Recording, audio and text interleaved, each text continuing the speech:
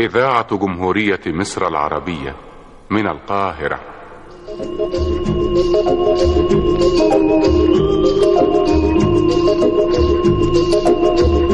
من حديقة الشعر والكلمات أقدم لكم قطرات الندى،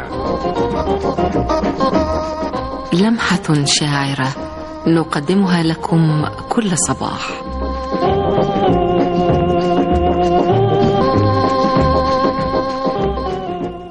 حنين،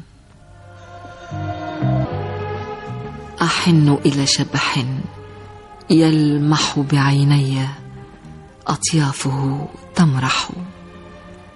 ترى الشمس تشرق من وجهه، وما بين أثوابه يجنح.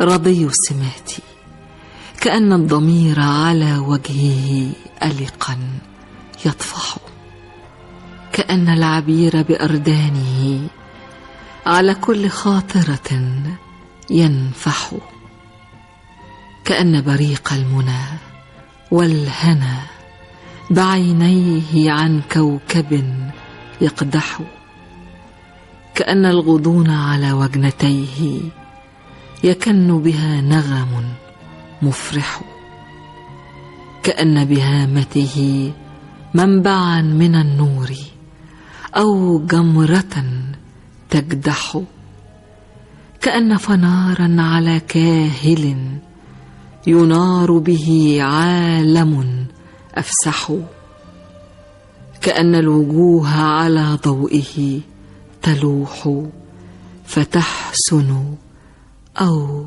تقبح.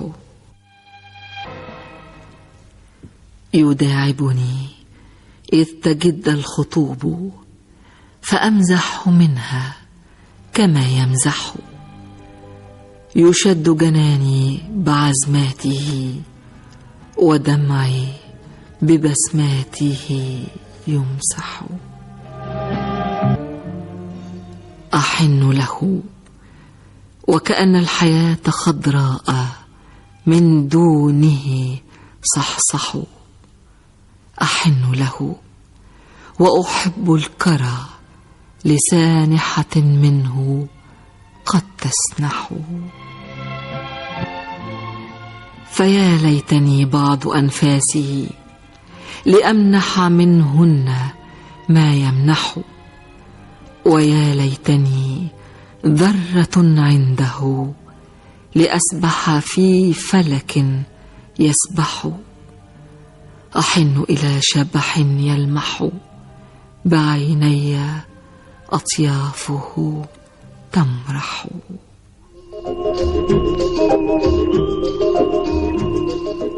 شعر محمد مهدي الجواهري. قطرات الندى، سلوان محمود.